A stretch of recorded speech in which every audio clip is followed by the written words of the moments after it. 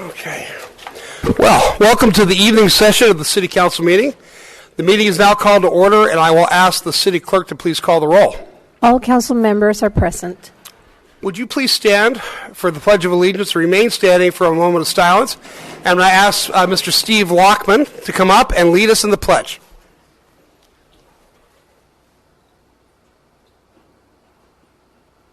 Ready, begin. Pledge allegiance to the flag of the United States of America and to the republic for which it stands, one nation, under God, indivisible, with liberty and justice for all.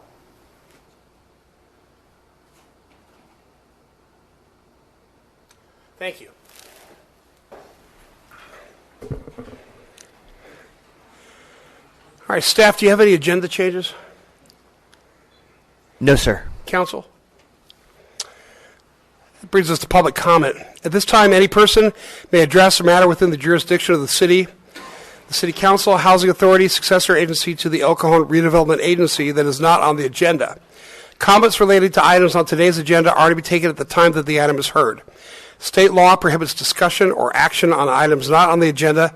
However, Council Authority and agency members may briefly respond to statements or questions, and an item may be placed on a future agenda. Angela, do we have any cards under public comment? Yes, sir. We have 6 cards. The first one is Taylor Abil.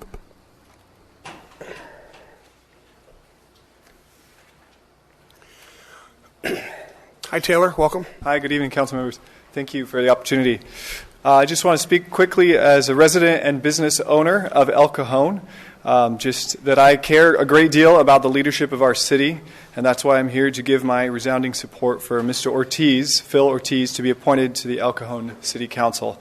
I've known Phil for many years, and I can say without a doubt he is one of the most selfless men of character, integrity, and honor I have had the privilege to know. I trust him completely to help guide our city in a positive direction in cooperation with all members of this council, with genuine consideration and compassion for all the citizens of El Cajon. He has proven himself to be more than qualified for this position by his actions time and time again, with his constant involvement in our community as a volunteer. Phil is a supporter of several community organizations, including ECTLC, St. Madeleine Sophie's Center, and El Cajon Community Cleanup Group, to name a few. He is literally rolling up his sleeves and helping with his own 2 hands to clean up our city. As a business owner himself, Phil knows firsthand the challenges we face as business owners, which gives me great confidence to know that, if appointed, business owners in El Cajon will have a well-qualified, good man representing us. On a more personal note, I have literally entrusted him with my firstborn child when he offered to watch my 1-year-old daughter so my wife and I could have a much-needed date night out. I know I'm only one of countless citizens of El Cajon who have experienced his generosity and kindness firsthand.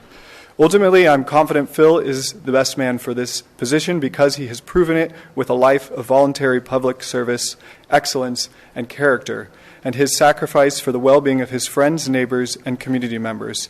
With all this in mind, I would like to request that this council appoint Phil Ortiz. Thank you. Thank you. Cameron Stewart.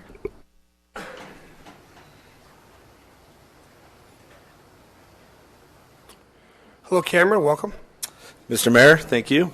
You're the president of the chamber now, right? Yes, sir. That's what I'm speaking on behalf of today. I'm the Cameron Stewart, born and raised in East County. Lived here my whole life. Business owner in East County. Care about the city very much. And I'm here to request that the council appoints Phil Ortiz for the council member position that's open. I'm here today representing the San Diego East County Chamber of Commerce. I'm currently the chairman of the board of directors. Phil Ortiz serves on that board under my leadership, and since being on that board, he has been very active and willing to help, and really just cares about the city and what we're doing to help the city. I would also just say that he's been instrumental in bringing in the DA's office to join up with our Government Affairs Committee and Land Use Committee. He helped get that done, and he's just a great guy. I can't say enough about the actions that he's done and how he's helped us and just short and sweet. I'm just here as the chairman of the board to request that Phil be appointed, and I have faith in him that he will make the right decisions, just seeing his community involvement on a daily basis, the community cleanup group that he started. He's a graduate of the leadership program from the San Diego East County Chamber of Commerce. I think leadership is really important to him, and I think he really cares about this city, and I've seen the efforts he's put in during the past few years and being involved with the city. And so that's it. Short and sweet. Cameron Stewart, Chairman of the Board of San Diego East County Chamber of Commerce, requesting Phil Ortiz be appointed. Thank you, guys. Thanks, Cameron. Jim Sirigliano. Hi, Jim. Welcome. Hello, Mr. Mayor, council, staff. Just real quickly, I just want to say that whoever is selected to fill this seat, that they have the moral fortitude, regardless of religious belief, party belief, or anything else. They have the moral fortitude to serve in a bipartisan way. This council needs a new face, and an honest and transparent face. And I'm not endorsing anyone this evening, and I'm missing one of my best shows after 8 o'clock, Master Chef Junior, by being here. That's how much it means to me. And thank you for your time. What show are you missing? Master Chef Juniors. Okay.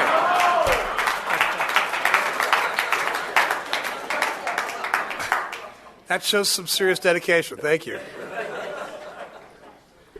Kevin Miller.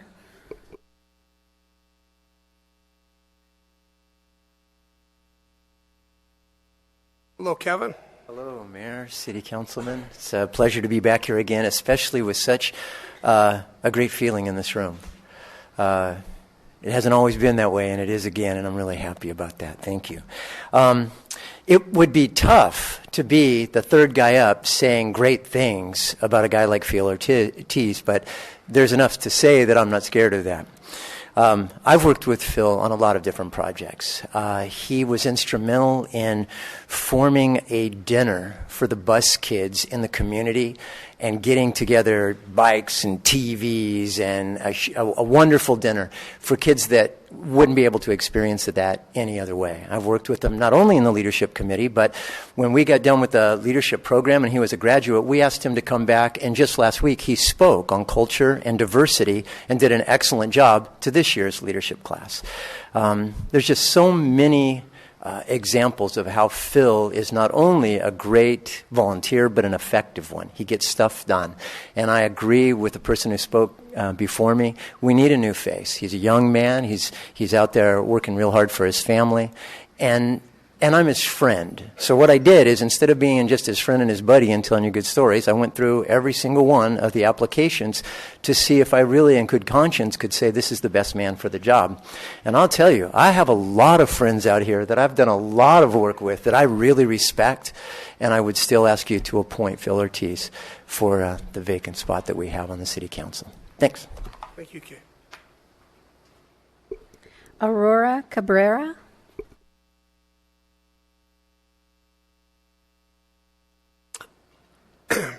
Hi, Aurora. Hello. Pull that thing down. There you go. Hi. Good evening, members of the City Council of El Cajon City. Good evening, the audience. My name is Aurora Cabrera. And first, I want to congratulate the mayor, Mr. Bill Walsh, for being invited by our president to go to Washington and celebrate the Day of the Prayer. Congratulations. Thank you. Well deserved. Now I'm gonna talk about this position. I just want everybody in the City Council to vote with their conscience, with their heart, with all that they think that their candidate fails to be sitting at that position. Vote with honesty, and don't let anybody influence you to vote otherwise. That's all I have to say. And thank you for listening. God bless you. God bless the United States of America. All right. Thank you very much. Humbert, you brought your secret weapon, didn't you? She's great. My 7-month-old baby would be Well, it might be a good competition. Who's next? We have 4 more speakers. The next one is Mohammed Tuama. Oh, hi. Hi, Mohammed. How are you? Good evening, Mayor Will, City Council members, City staff, and attendees. My name is Mohammed Tuama. I'm a resident of El Cajon, and first I would like to congratulate the city for receiving the award, the Excellence Award for the Transit District Plan, and I believe Tony Shute is here, so we really deserve this. We worked on it, and I believe we're among few cities who received that, or even the only city who received that. Thank you for reminding us of that. That's excellent. Thank you. And speaking of the candidates, I was looking through the applications, and fortunately I didn't see any of the applicants mention the Middle Eastern community or put in any of the priority of the issues. But considering the benefit of the city, my recommendation or something that I would suggest is looking for people from the Planning Commission, because those are the people who actually know the City Council more, the idea, the vision of the City Council. Then if we're looking of diversity, on looking of community engagement, the only 2 people that I can recommend is Humbert Cabrera and Joe Allegra, because those are the people that we always see reaching out to the community, and they have a lot of expertise. So this is what I'm here to say. Thank you very much. Thank you, sir. Thank you. Mingo Villa. Mr. Villa, how are you? Doing pretty good. Met you a couple years back when we won the World Series. I'm actually the league president for Emerald Pony Youth Baseball. Okay, yeah, you remember that. That's great. Congratulations. Yeah. And we're here to support Stephen Wood for the open vacant seat. Okay.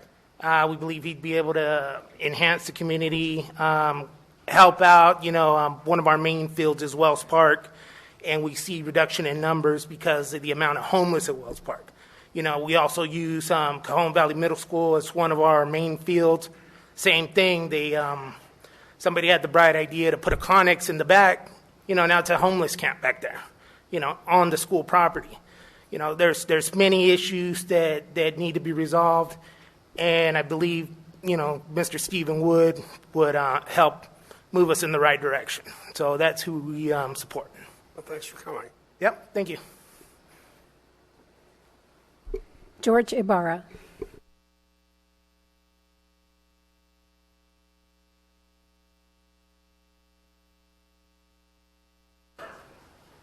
Good evening, Honorable Mayor and City Council once again. I'm here. My name is George Ibarra. I'm with the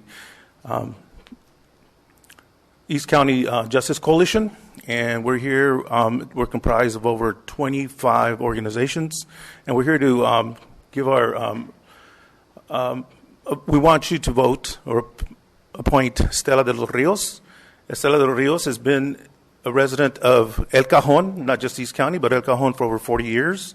She has been on the world scope. She's gone to United Nations a few times. She's gone to Washington, D.C. a few times. She runs an agency here in El Cajon just the same. And she just volunteers everywhere I'm looking she's at. She's worked tirelessly with the refugee community here in East County. She just got awarded an award by the Muslim community, by the mosque here in El Cajon, and she just works endlessly for the community. I can honestly say that we've been out there doing work with a lot of the homeless, even after hours. We go out there as a group sometimes and assist the homeless. I think I know she's a person that will address the homeless issue here in El Cajon, draw more businesses here, and invest in the infrastructure of El Cajon, which is badly needed. You've all been doing a great job, and I think the job could be done even better if we brought Stella along. I do honor the work you do, Honorable Mayor and City Council. All I can say is that Stella, she's responsible for bringing over 2,600 people to become citizens of the United States, and the majority of them were Middle Eastern folks. She has the respect of the Middle Eastern community because she works tirelessly for them, but she works tirelessly for all the communities in El Cajon and the surrounding area. So I'm just here. I could be watching Magic Chef too, but I just think it's very important that I'm here to back Estela. She's a true friend, not just to me, but to everyone in the community. I think El Cajon can, you know what, even though we're second as far as being the most impoverished city in San Diego County, we're the best city in the county. I think so. El Cajon's a place to be. So she has a vision for the senior citizens in San Diego, in El Cajon. She has a vision for vet services. They're badly needed just the same.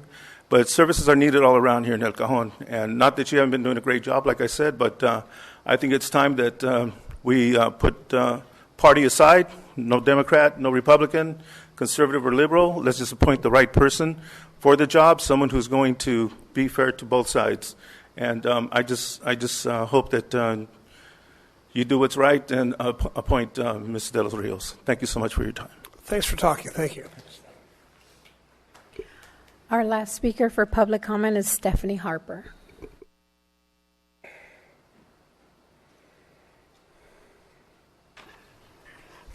Hi. Stephanie, welcome. Okay, I just wanted to give a background of why I'm so involved with our politics and what it means to me.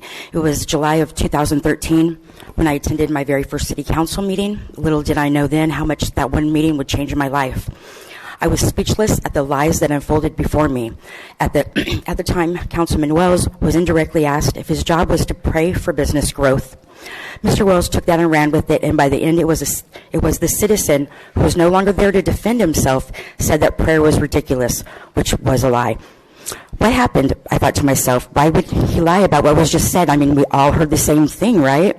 But I guess not, because not one of you spoke up to correct Mr. Wells. You just went along with it. At that moment, I knew something had to be done. I thought to myself, what other kind of lies and injustice was going on in my city right under my nose?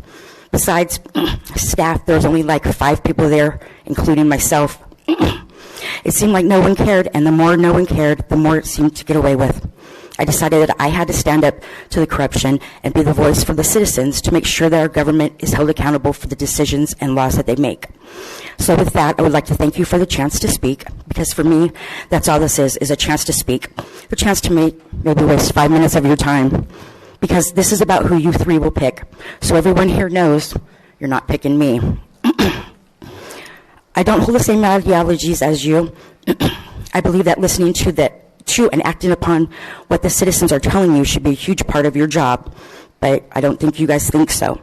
You will choose someone who agrees with you and stays quiet in the background, and that's not me.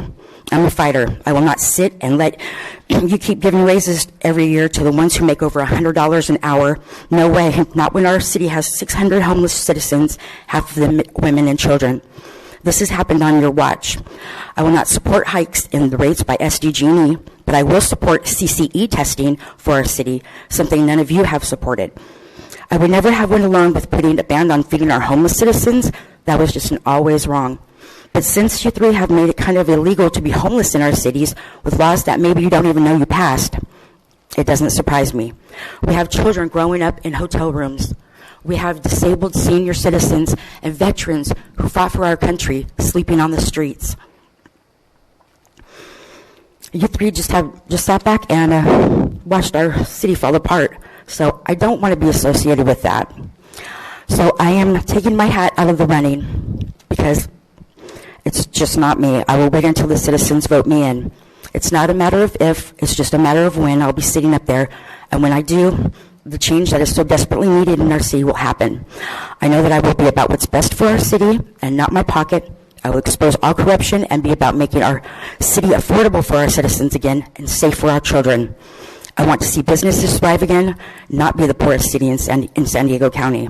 I will work to make this a valley of opportunity again. The people deserve better than what you have given them. So I know you won't be choosing me, but I wanted to thank you for your time. Thank you.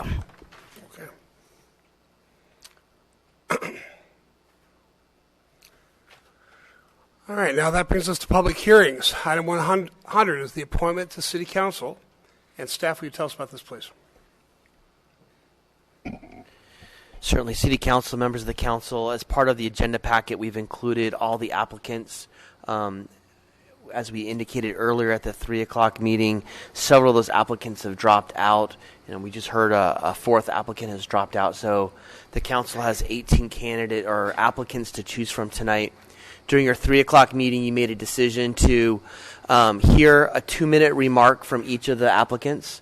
And then based on that, we would recommend you hold public comment at that time, take additional feedback from the community, and then based on what you heard, what you've read in the applications and from the public, we would recommend that you follow the procedure that you prescribed earlier today and nominate about up to 6 individuals. You would write those individuals on a piece of paper, turn them into the city clerk, and then we'll tally those.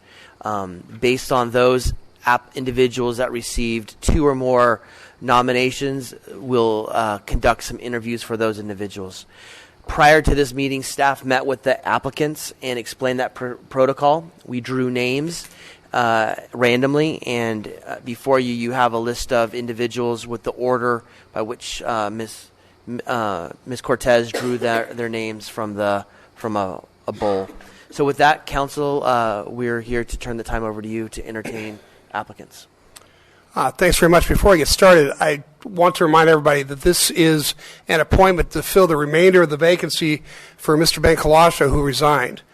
So that means that if you're appointed tonight, and you want to continue on the council, you'll be running, if you're able to run in District 2 or District 4, because those are the 2 open districts. And I just wanted to explain that it's not a 4-year term, but it's a 2-year term. Councilor? Yeah, it's also District 3. Oh, that's right. Thank you. I forgot District 2, 3, and 4. So having said that, let's go ahead and get started. Number 1 is Michelle Mitchell. Oh, I should also point out that you're going to get 2 minutes to speak, and then at the end we'll choose the finalists who will ask questions of. Hi, Michelle. Hi. Good evening. Thank you, Mayor, Council. I don't have a cheering squad with me. I have nobody to speak up for me, but here we go. I'm not a politician. I'm not a business owner. I'm a resident. I've been a resident for almost 40 years this time. I've raised my family here. My grandchildren are here, and I got tired of complaining. So I decided to run. I've got 3 areas that I would like to really focus on. One is homeless, but the thing is, it's not homeless, it's a drug problem. And I have some really great ideas. One of them is to look into the program called Pleads. And this is a new program that came out last week with San Diego City Police Department. It's a $300,000 program that the city of San Diego came up with $150,000, and the county came up with another $150,000. I'd like to kind of explore that and see if that could be a possibility for our city. The next would be a housing fair.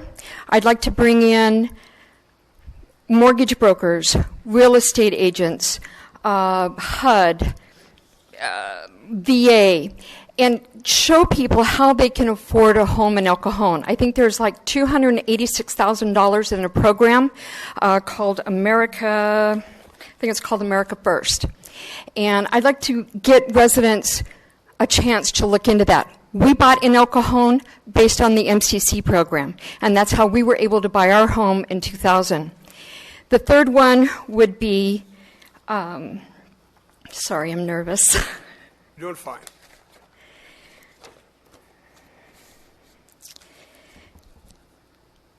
The third one is,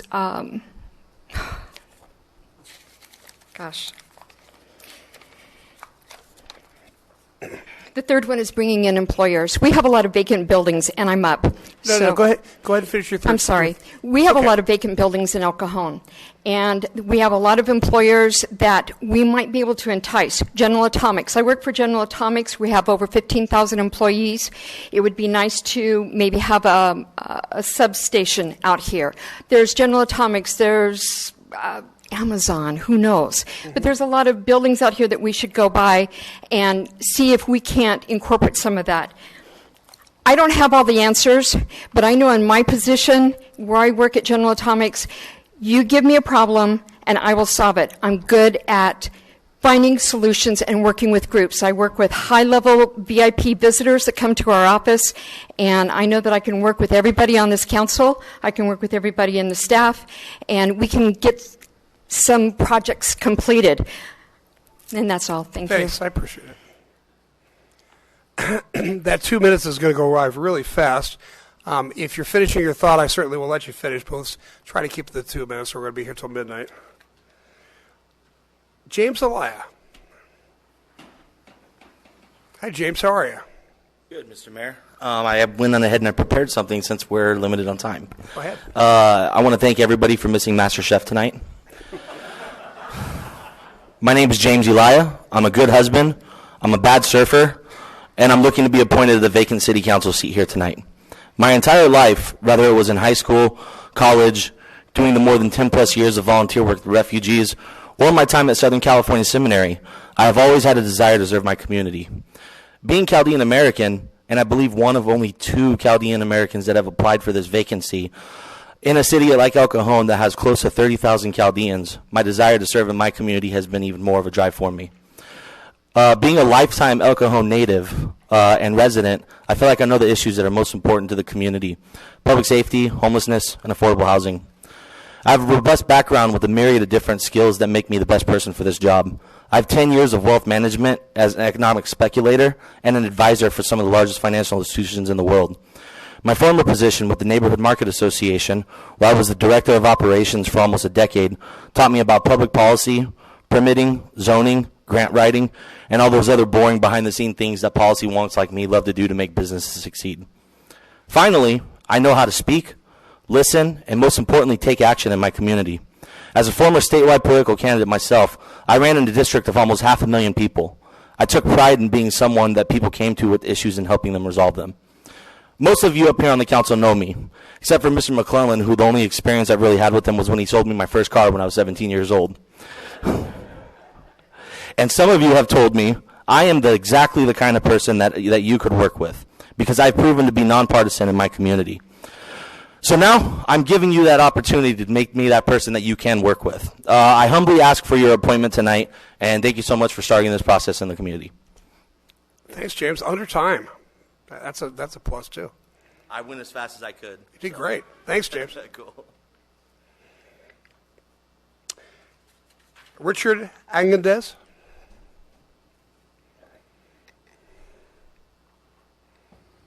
Hi, Richard. Did I get that last name correct? Close enough, sir. Okay. Agundis is fine. Agundis, whatever you want to say. It sounded better when you said it, so okay. That is my name, Richard Agundis, Jr. I've lived in this city for 32 years. I'm retired from the El Cajon Police Department, where I served with integrity for 30. I have devoted more than half of my life to make El Cajon a better community. Through the police department and through my coaching high school football, I have mentored several youth, as I believe the youth are our future. On the application, it asked for 3 concerns for our city. 1 was homelessness. 2 was vehicular traffic. And 3, I'd like to see instilling a DARE-type program in our elementary schools and middle schools in an effort to fight drugs and bullying. My platform is law and order.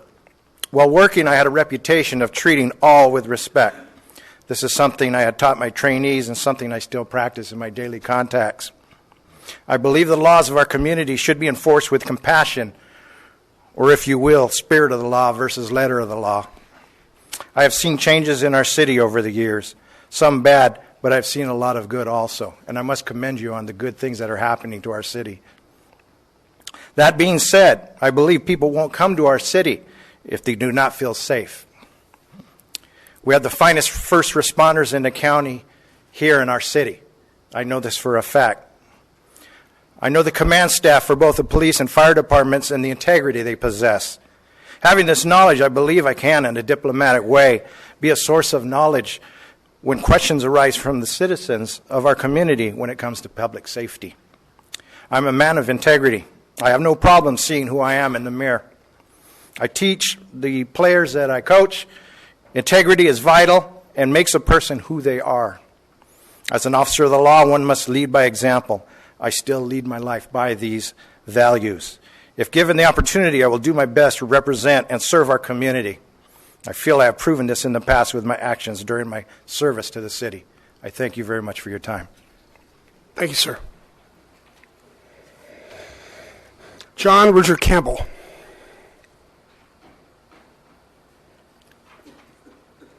Hey, Mr. Campbell, welcome.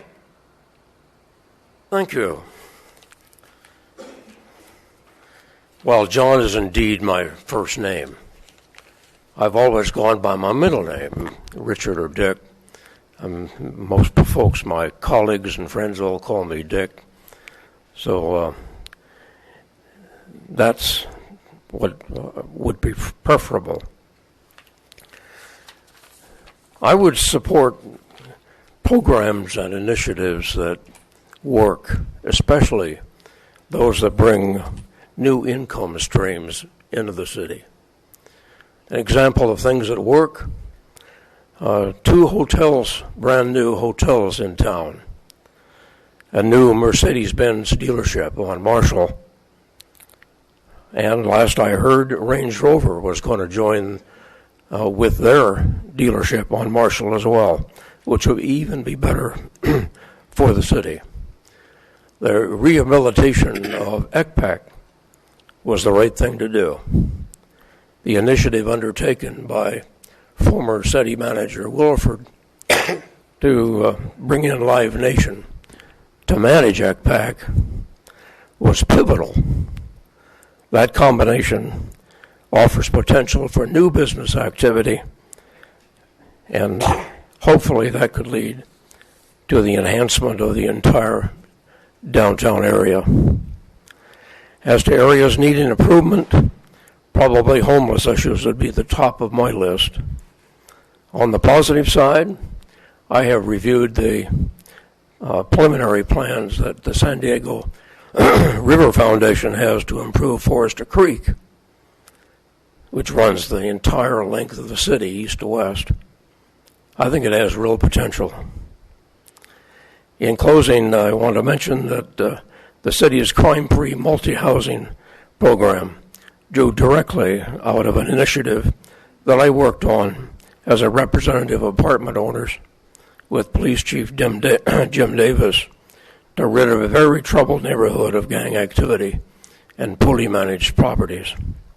If appointed, I bring no personal agenda. Rather, I would pledge to do my very best to be an active and productive member of this city council. Thank you. Thank you, sir.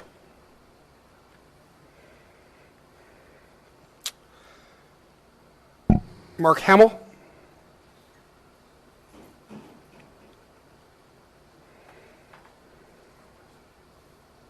Did I pronounce that correctly? It's Jamil. I'm Jamil. Chaldean, Never know when to make the J silent or... Yeah, it's fine, everybody. I think 50-50. When people say my name, I get the Jamil. It's welcome. Thank you for coming. Thank you. Thank you for the time, for allowing me to be up here and interview for this.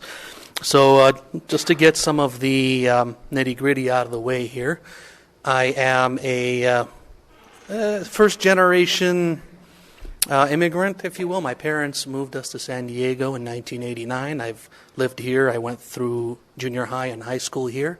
I have 3 children of my own, so I have a lot of interest in seeing El Cajon run well for my own kids. That's actually the biggest reason why I'm here, just to ensure that my kids have a bright future. And, well, other than that, I'm basically a science guy. I've worked in information technology and the sciences most of my life. I went to school at SDSU.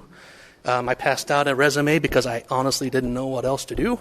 I figured it's an interview, so I brought one. But yeah, I mean, I'm an analytical guy. I'm an analyst. I worked in programming, systems administration. I was a project manager for a while, so I know how to manage finances. And I'm back to programming again right now. That's my current job. So I have a lot of background, a lot of professional background that can help maybe automate and improve some of our systems here. I've owned 2 businesses, both here in El Cajon. In fact, some of you might have seen it on Broadway. I used to have Quadrant Studios. It got converted to my sister's law office now. She's using it. And my I also ran a financial business from 2008 to about 2015 when I closed it down, where I was a business analyst mostly and doing a lot of financial transactions. So I have a lot of background in finance and as well as IT. In regards to issues, I am an independent, lifelong, never registered for any party. I have a lot of pride in that. I take pride in it. And, I mean, that's basically it. I'm out of time, so I can't really say much more than that. But hopefully you'll give me some consideration here. Thank you very much for coming and talking. Thank you. Okay. Abraham Muharis.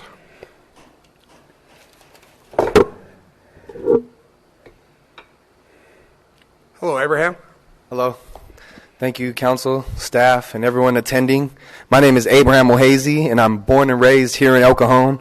I've attended Narenka Elementary School, Magnolia Elementary School, Bostonia Elementary School, Cajon Valley Middle School, El Cajon Valley High School, and even Grossmont College for my AA.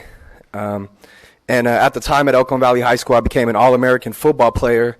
And at that same time, social media came about where I was able to use that network today. I attended Central Washington University, and I studied interdisciplinary studies with a minor in communications.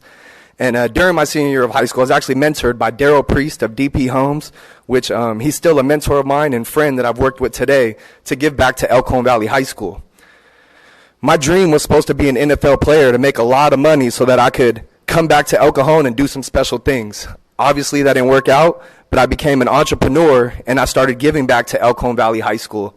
After starting a basketball league and raising money with alumni functions with my good friend Ronnie Kashaba is here today, we raised $9,500 and donated it to the ECV ASB. And with that, they were able to, incoming freshmen receive free ASB cards, and upperclassmen were able to get it at $7 instead of $20. And I also started a nonprofit organization called Alumni United to motivate, inspire, and educate our youth with athletes, entrepreneurs, and motivational speakers. And with that, I started the San Diego Kings basketball team, which is a professional basketball team in the American Basketball Association. And I've been using it as a platform to give back to the community with the slogan, Community First. And my main goal there was to win in the community before winning in the gym. And now we're going into our third year. And I'm happy that all our games are now right here in El Cajon at El Cajon Valley High School. My focus with becoming a council member is to make the city of El Cajon one of the best cities. And the only question I have is why not El Cajon? Thank you. Thank you, sir. Phil Ortiz.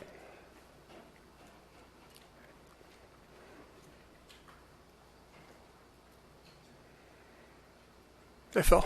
Hi, I want to clear something up really quick. It's probably going to take some of my time, but it needs to be done. When Cameron Stewart spoke, Chamber of Commerce Board Chair, I want to just clear up that he did not speak on behalf of the Chamber of Commerce. He was speaking as an own individual person. I'm not endorsed by the Chamber of Commerce, so I need that to be said.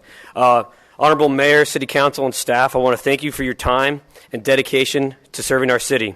Serving on the City Council is a position of public trust that requires responsibility and experience. As a business owner, planning commissioner, community volunteer, and family man, I take this position with the highest degree of seriousness, and I'm humbled that so many of my neighbors and community leaders have encouraged me to apply for this vacancy. I believe the citizens of El Cajon deserve someone to represent them that is dedicated to upholding their values, listening to their concerns, and finding creative solutions to our unique set of challenges. Growing up in East County, I believe that the citizens of El Cajon, I know the citizens of El Cajon, represent what is best about the United States. They're generous, they're compassionate, and they're dedicated. I see these qualities lived all across our city, from the El Cajon Community Cleanup Group that I helped start with Kathy Pillman, our East County Chamber of Commerce, which I'm a board member on, our church communities, our numerous nonprofits. All of these organizations represent groups of El Cajon citizens who are committed to beautifying our community, advocating for a vibrant business environment, supporting the needs of our youth, and lifting our citizens up out of poverty and addiction. Once again, examples of citizens being generous, compassionate, and dedicated. If appointed, I'm dedicated to continue the great work this council and staff has already accomplished and continuing these values by being a citizen-focused councilman who will keep making El Cajon the amazing place it is to live, work, and run a business. Next to marrying my wife and raising our son, being on the city council would be the greatest privilege of my life. You know, when my tita immigrated here from the United States from Mexico to seek a better life, she never would have dreamed that her grandson could have the opportunity to be a city councilman. But then again, my great-grandmother never dreamed that her daughter, my tita, would be one of the first Latina business owners in Chicago. And I'm proud to be following in my family's footsteps, working hard in my business and investing in my community.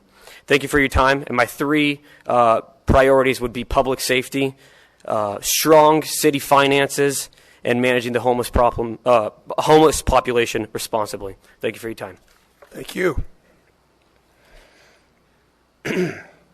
Mark Lewis.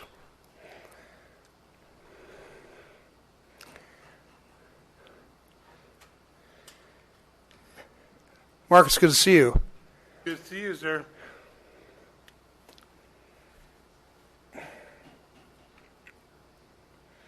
It's good to be in the house of people, I tell you that. Really. And thank you very much. Members of the mayor and city council, especially the members of the city council, members of the city staff, they do a lot of hard work over the years. They're very honest and trustworthy as well. Some of them take oaths and they believe in it. They tell the truth, which is very important. And also the media too as well. They're good people too as well. Everyone in this place right now is qualified. They're all good. But the most important thing is tell the truth. I am a Christian. I believe in Jesus Christ. You can't go wrong with anybody selected today. Not only do I watch the programs, the food programs, but I support the local restaurants too as well. I do my fair share to eat at all the restaurants I can eat. So I just try to do my job. But the thing is, this is a beautiful community. We have a lot of good people. But the most important thing is, I've been the mayor for 17 years, 16 years, member of council for 6 years. I've been on the commission of the Parks and Rec Commission as a commissioner for the, of all things, you'll not come believe this, but a youth commissioner and chairperson of that. I was appointed by Mayor Snap a long, long time ago. But it was good. I believe in El Cajon. El Cajon's been good to me. Thank you very much. Thank you very much. And I want to thank Mayor Lewis, who gave 25 years of his life to serving. And we're very proud of you, Mark. Thank you very much for coming. Okay. Joe Alegria. Hi, Joe. Welcome. Good evening. I want to express my gratitude to the Honorable City Council members and Honorable Mayor Bill Wells for giving us the opportunity to be a part of the process of filling this vacancy. I am grateful to have lived in El Cajon since 1977 and to be a part of our Asian community, making up almost 4% of El Cajon. More so of that group, a whopping 225 are Filipinos, and likely I'm related to all of them. I am fortunate to be a product of the Cajon Valley Union School District and honored to serve currently on the Governing School Board of Trustees since 2014. My service on the board is closely comparable to the seat that I'm seeking for City Council. Under my term as board president, Cajon Valley was accepted into the Digital Promise and League of Innovation Schools, a bipartisan nonprofit organization which was authorized by the Congress in 2008. Our recognition identifies scale innovation and technological advances amongst the nation's 73 top districts. I've helped to implement our one-to-one technology plan rollout and in approval of the creation and opening of the first elementary computer science school, Rios. Also affiliated with a partnership of Google. I've approved I've approved relationships with Qualcomm, Illumina, multiple other businesses in the surrounding communities, partnering with them to assist in restoring relevance in our public schools, primarily with the focus of our direction with our unique curriculum of the world of work, connecting students to realistic pathways to careers and exposures, also receiving global attention.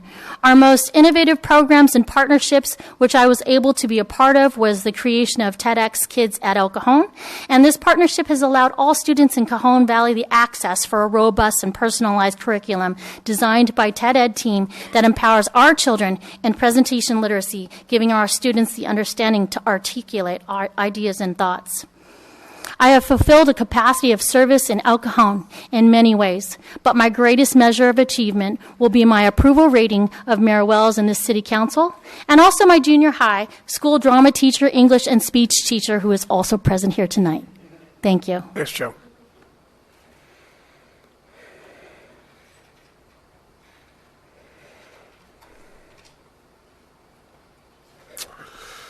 Okay. Humber Cabrera.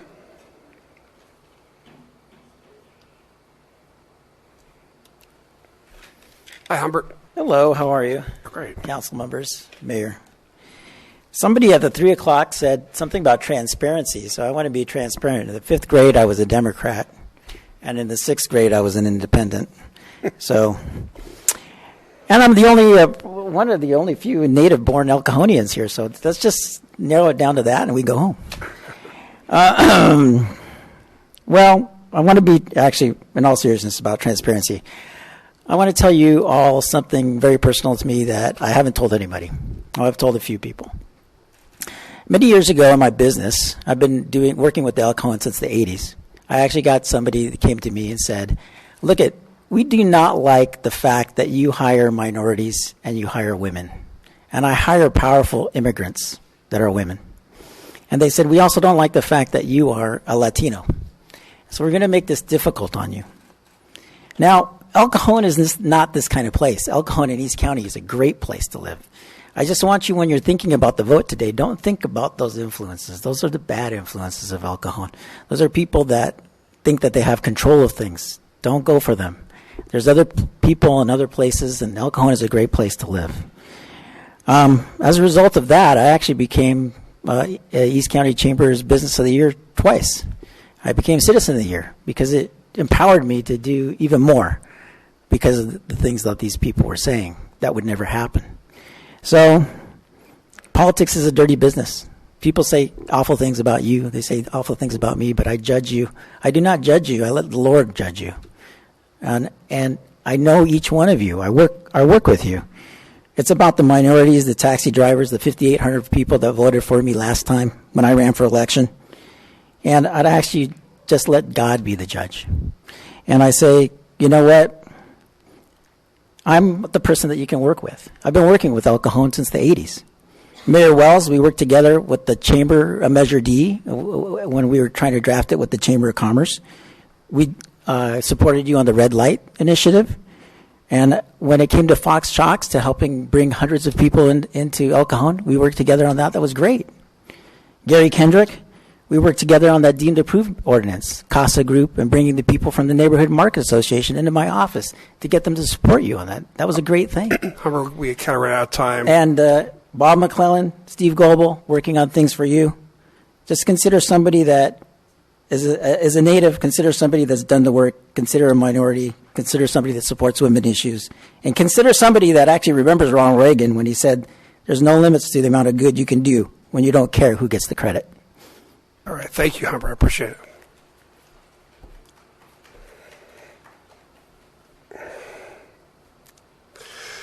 Okay. Estela de los Rios.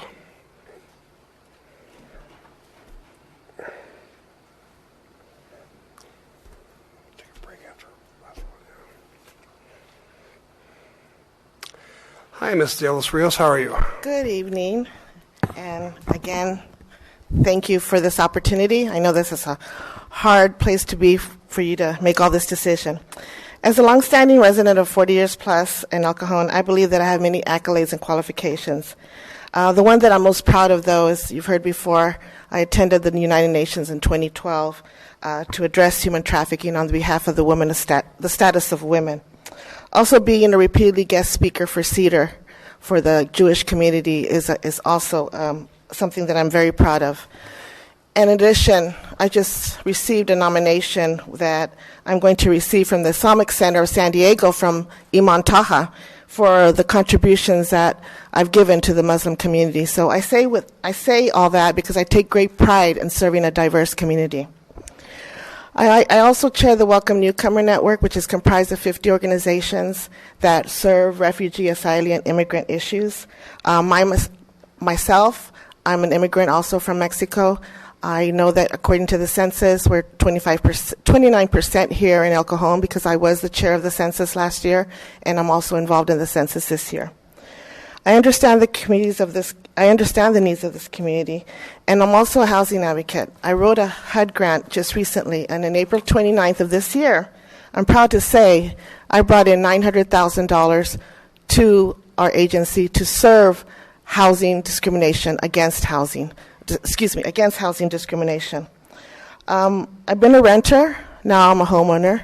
I also began as a volunteer at my agency, and now I'm the executive director. Getting nervous with this clock here. But mostly I raise my children and grandchildren here, Johnson School to Emerald School to the El Cajon High School. I serve on the Police Chiefs Board, on the Chief of Police Boards proudly because I'm concerned about the safety and well-being of the city and El Cajon and its constituents. I know I'll be committed and dedicated to the great city to address homelessness, anti-bullying, veteran and senior issues, affordable housing, and all the issues. I will listen with compassion and transparency, and most of all, honesty. Thank you for listening. Thank you, ma'am.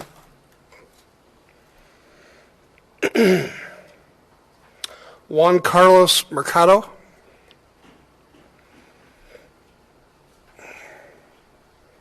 Hi, Mr. Mercado. How are you?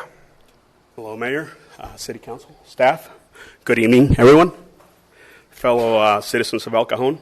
My name is Juan Carlos Mercado. You can find me at juancarlosmercado.com. My story is very similar to everyone here, bits and pieces. I am an immigrant. I came here at a young age. I didn't speak any English, so I struggled with that. At 19, I enlisted in the Army. I'm a combat infantry veteran from Iraq. I spent 10 years there.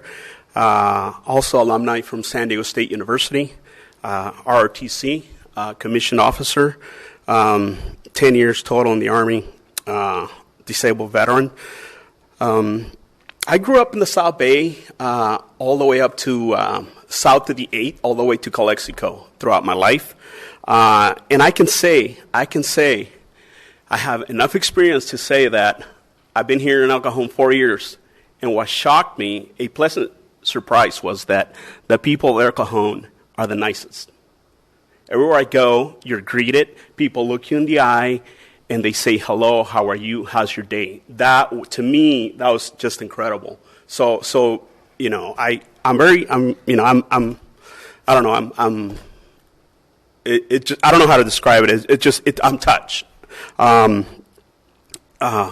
So you know, I just love it here. I guess I'll leave it at that. I love it here. On the issues, I want to say, like everyone said, affordable housing, but we need affordable daycare.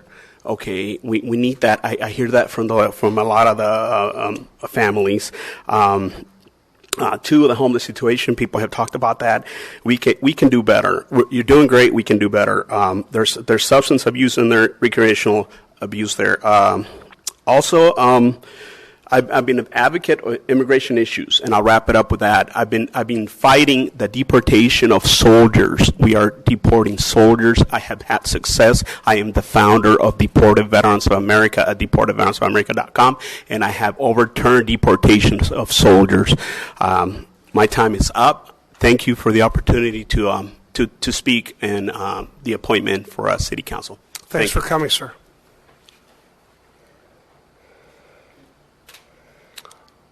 Amanda McGimsey.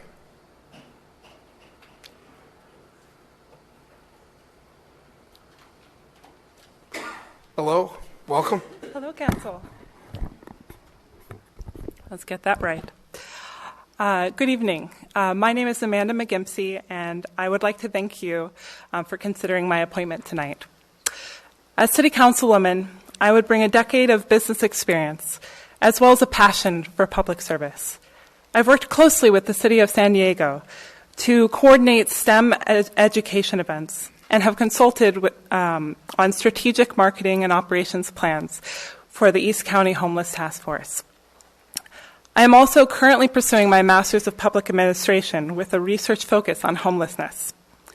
My priorities on City Council would be to increase neighborhood safety, support small businesses, and create sustainable solutions for homelessness. Through my work with the East County Homeless Task Force, I believe a housing-first approach is needed to solve homelessness. I commend the Council for their recent proposal of establishing a rotating night shelter. I would also continue to support reunification efforts and the development of transitional housing to address at-risk populations. And finally, I would promote regional collaboration, not only with the surrounding cities in East County, but also with local nonprofits who are working to solve the issue.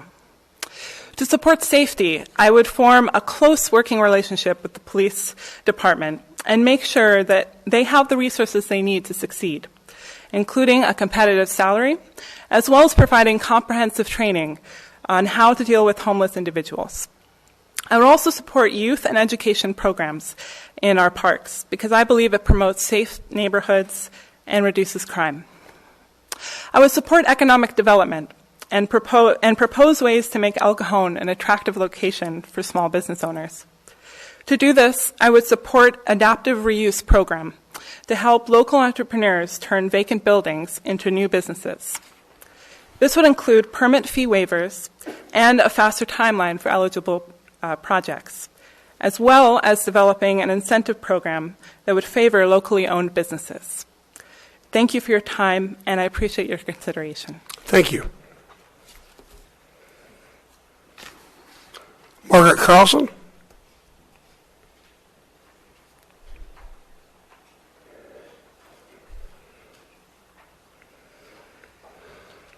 Hi, Margaret.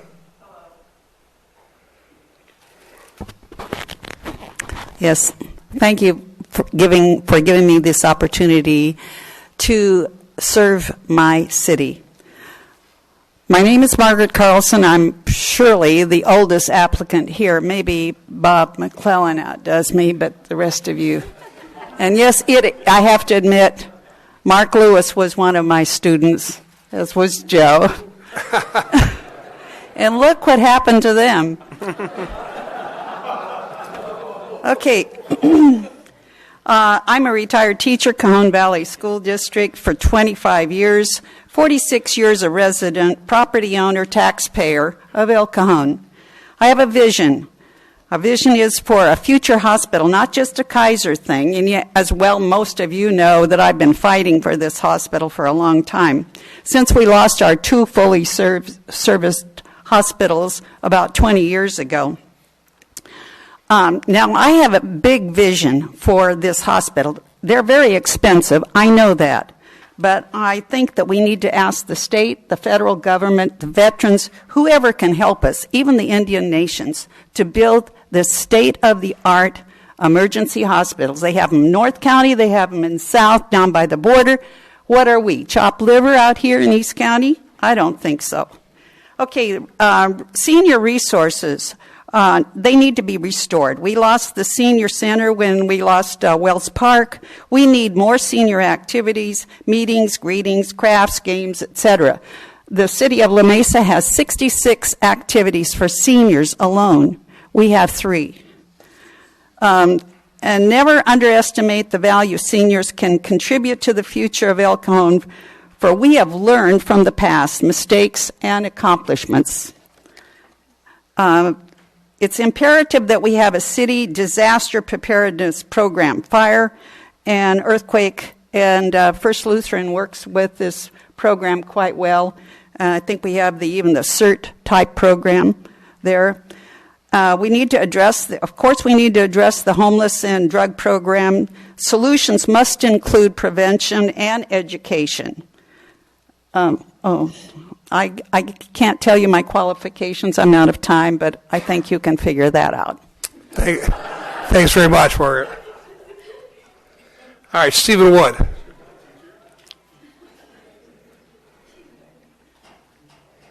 Hey, Stephen, how are you? Good, how are you? Good, thanks. Mr. Mayor, City Council, staff, thank you for the time to speak tonight. I'm Stephen Wood. I am a citizen here in El Cajon. I've lived here for the last 7 years. And as a citizen of the town, I've seen many of the development projects that have been undertaken in the last 5 years to great success. And I'd like to be a part of promoting that in the town as we go forward. The city has had recent success with the Marriott and the new hotels that are being built over by Home Depot. But we also have real issues with homelessness and development projects that aren't being completed in a timely manner. And I think that my experience working in the board of the University Honors Program at San Diego State and on the board of my church prepared me to work in a collaborative environment with other people to solve problems that face our community as a whole. I work as a project manager in construction here in East County, and we do a lot of problem solving with a variety of agencies, including this city as well as the county of San Diego, the other cities in the town, in the area that has prepared me to be able to lead our city into the future as we solve the problems that face us throughout the next several years. I'm raising my family here in town, and I know that it's a great place to be and that we can continue to make it the best city in the county. And I hope that you'll give me that opportunity by appointing me to be a member of the City Council. Thank you very much. Thank you, sir. Anthony Sotile.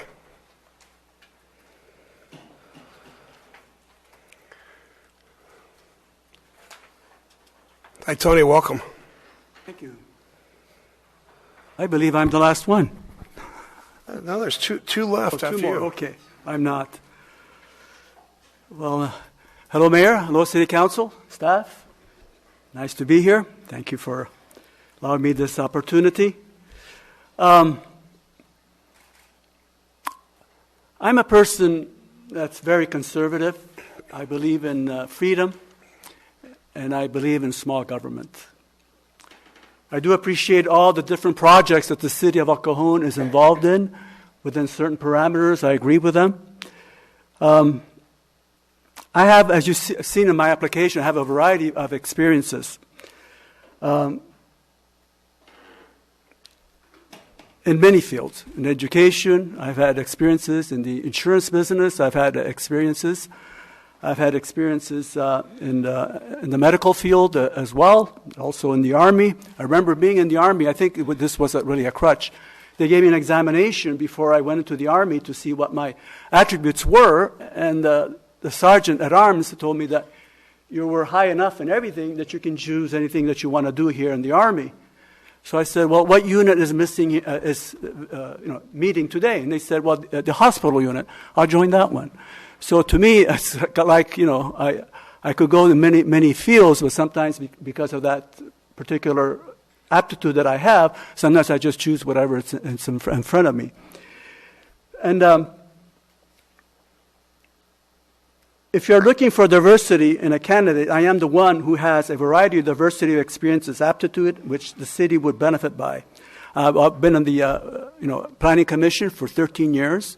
And I believe I've been a chairman for about 4 or 5 years. And I was a president of the Toastmasters Club as well. And also I'm involved in ministry for many years I've been involved. So I have a servant's heart. And I believe that I would serve the city well because of my philosophical point of view. Thank you. Thanks, Tony. Appreciate it. Juan Barajas. Hi, Juan. My name is Juan, and thank you for allowing me to speak. Mayor, council, and city staff. I've been a servant for the county for almost 17 years. When I began to work with the county, it took me a while to understand the public, what we serve to the public, to the people. And over the years, I have learned that you serve the people not only based on their diversity, but what are their needs. When I moved to El Cajon, I lived near here downtown, and I began to meet some of the people, some of the community. And some of the community members, neighbors, used to call me and say, hey, Juan, there's homeless people out there sitting on the street, sleeping on the street. And then I used to be on meetings, and I would look on my phone, and people would test me, homeless people again on the city. And I remember a few years ago, we met with Mayor Wells and Chief Davis to address some of the issues. And this is where we had authentic conversations with the people, the community. And that was what's important to me, to have those authentic conversations with the community so we understand their needs of what they want. So, and we know we have several issues on the community. We have the homeless issue, and also development issues. I can speak of all my experience with the county, working with county board of supervisors, working with some people at the state level. But what's highly important for me is to make sure El Cajon has a spot out there, so when people move down here, they're proud of El Cajon. And I'm highly happy to see all the volunteers, all the candidates that came out here, and they're volunteering. Even if I'm not select, I encourage everyone to continue that work on the community. I'm highly happy to see that every candidate that came here, they are doing something for the community, and that's what counts. If I'm select for this position, I'm here to work with everyone. I'm a win-win situation person, where we bring together the ideas and how can we move forward. Thank you for your time. Thank you, sir. I appreciate it. Nancy Wilson. Hi. Welcome. Last but not least, I have the right educational background to provide me with the ability to take care of issues the council will be dealing with in the coming years. I have looked at meeting minutes online. I've reviewed last year's general plan in its entirety. I have confidence that I'm capable of adding wisdom to the City Council. I'm an attorney who has been practicing law for almost 30 years after attending the University of San Diego School of Law. I'm an ethical person with a spotless record of practice. There are no scandals that will surface if I am chosen to assist this council. I also do not believe that there would be any type of conflict of interest if I were chosen. I am interested in improving the place where I live. I served on my HOA as president for many years. There are issues in El Cajon that are being addressed that could use an additional input from a fresh perspective like mine. And if I may say so, there is a somewhat lack of female energy on the council. I am open-minded. I'm hoping to represent all of the residents of El Cajon, not just one group, but everyone. I have no alliances or hidden agendas. I have no political agenda, and I'm not politically connected. I don't know if that's what you're looking for or not, but here I am. I'm available, and I hope that you will choose me to fill the El Cajon City Council position. Thank you for your time. Well, thank you very much. Well, before I close, was there anybody that we neglected tonight? We didn't get you on the list, or you had put in the application? Okay. So we're done with this part. The next part is, and forgive us, we haven't done it this way before. We're trying something new. Each one of the council members is going to write on a piece of paper the 6 people that they would like to see move forward to the finals. Mr. Mayor, I'd recommend that we allow public comment before. Oh, we're going to do public comment again? Yeah, we have 2 members of the public that would like to comment. Well, good. Let's do that. Thanks. We have 2 speakers for this item. The first one is Laura Koval.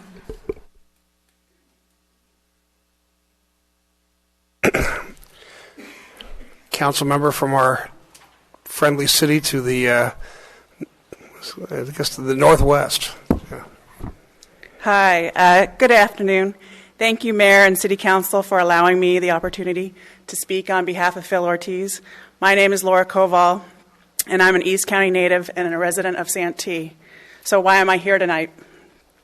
I have an affinity for El Cajon as I was born here. My childhood home was on West Washington when it was a two-lane street. My grandmother was a hairstylist at the Mop Shop, which was located on Magnolia Avenue, and my dad was a 32-year veteran of the El Cajon Police Department. I met Phil as part of an East County Chamber of Commerce leadership class. Our class was very impressed with him and, in fact, voted Phil most likely to break a world record. And what does that mean? This is defined as a person who is a go-getter, who never turns down a challenge, and is bound to end up in Ripley's Believe It or Not. In my prior 25-plus year career with the San Diego Padres, one of my roles was to spot new front office talent. I was pretty good at it. Phil does not know this, but after our 8-month leadership class ended, I shared with a friend that I thought this guy, Phil, would be a great politician one day. Phil is talent, and I guess that one day is today. Phil has a servant heart, strong business acumen. He is forward-thinking, and he has the proven ability to collaborate, unify, and be part of a team. He is not afraid to speak his mind, but he does it with tact and respect. Phil will be part of the solution to move El Cajon forward, and I support Phil Ortiz. Thank you. Thank you, Laura. Our last speaker is Lou Tejeda. Hey, Lou. Welcome. Mayor Wells, City Council. As you know, I sit as president of Hotspur Soccer Club, the largest competitive soccer club here based in El Cajon. I'm also the president for Park and Recs. So every kid that plays organized sports in this valley, I represent those kids. I put in a lot of time and effort in supporting this community and the kids in this community. And I never thought I'd see someone that works harder than I do. But this gentleman, I actually work with this gentleman, and he was being a little modest. He's actually on the management team for the organization that we both work for. And I've had the opportunity to sit in on negotiations with him for large contracts for construction projects that we're managing currently, and also some negotiations with some of the labor unions, which you know how those negotiations can be. And to date, he's impressed me mightily, and I think he'd be a great asset to this community and to this city council. That's why today I'd like to support Steve Wood for city council. Thank you. Thank you, Lou. No more cards, sir. Okay. So I'm going to go. Can I give my speech now?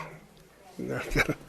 All right. So we are done with the part where we're hearing everybody speak. I want to thank all of you for coming out tonight. I'm always impressed by the quality of the people that come and the courage people have and the desire they have to serve the community. I'm humbled by it. This is one of those times when you're up here and you say, why do they ever get involved in this? Because this is a terribly hard decision to make. But what we're going to do is each one of the council members are going to spend a little time, write down the 6 people they want to see go on to the finals, and then we will bring, if there are 2 of those, if the names that we have on our sheet match up with any other names, and they get 2 votes, then they're going to go on to the finals, and we're going to ask you some more questions. If you weren't chosen, thank you for coming anyway. We respect you all, and again, I applaud you for being part of the process. What I'd like to do is take about a 10-minute break, let the council members gather their thoughts, write down their lists, and we will come back. I would encourage the council members not to confer with each other, and we'll come back in 10 minutes. Yes. Just for clarification, that's up to 6 members. Yes, yeah, you can choose one if you wanted to. That's a good clarification. Thank you. Okay, then we will take a 10-minute break and come back at 8:25. Thank you. What do they want us to write on? Just the back of one of these things? We'll get you some paper. Just hold okay. Okay. Hey, thanks very much. We're going to get started, and I'm going to pass it off to the city clerk to start calling the names. We're going to go in order of seats at the dais. Yep. Mayor Wells nominated Anthony Sotile, Humbert Cabrera, Nancy Wilson, Phil Ortiz, Joe Alegria, and Richard Agundes. Councilmember Kendrick nominated Phil Ortiz. Councilmember McClellan nominated Phil Ortiz, Anthony Sotile, and Humbert Cabrera.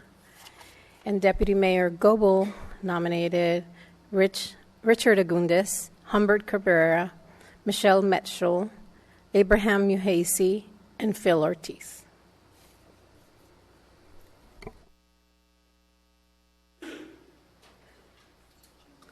That's everybody.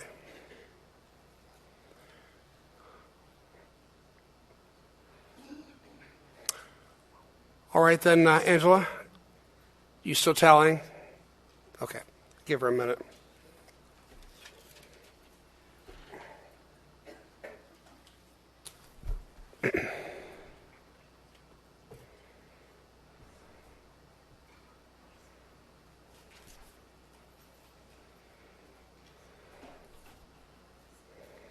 So, Mr. Mayor, we have, in council, we have 4 individuals that received at least 2 or more votes. Those individuals are indicated by the asterisk next to their name. We're going to just double count to make sure we have that right. We have several counters and verifiers. Is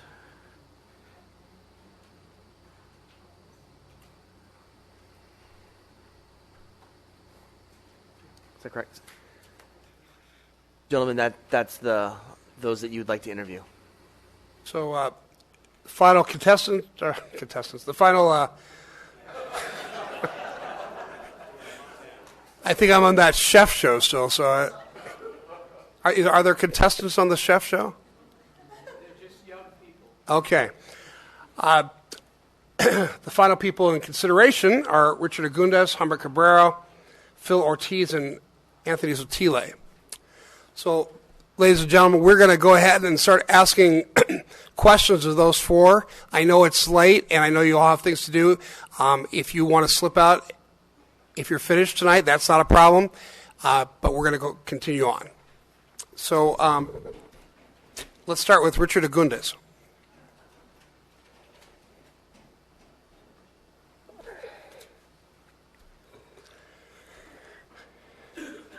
Mr. Agundes. Sir. Welcome. Thank you. All right, the City Council wants to ask you a few questions, and there's no real time limit here, but keep it brief. I'll let you guys go ahead and get started. Go ahead, Kate. Sir, how would your experience in the private sector help you be a great city council person? Well, I have a lot of knowledge about the dark side of our city. Having that knowledge, I believe that I can assist us in attacking it. A lot of citizens don't really know what really happens sometimes on, like I said, the dark side of the city. I do. And it's difficult sometimes to explain to the citizens why we can't do certain things. As far as taking enforcement action or having the police come out all the time and do certain things or sit on a house and watch it, it's just not practical. And I know that. As a citizen, I know that. And I take that into consideration when I hear some of the folks saying what they say. Also as a citizen, because I've been retired now, it's going on 9 years. So I have to also be patient, knowing what I know. Our police department does a great job. They do. Our public works does a great job. I can't tell you all those years I worked for the city, how they always came through for us. And I just have this knowledge, so I believe I could be helpful to the city council in being a liaison to the citizens that may not know the internal workings and what really happens on the streets. One more question? Sure, yeah. And I have one more question for you. If selected, you would be taking the place of a council member that resigned. How would you be different than that council member?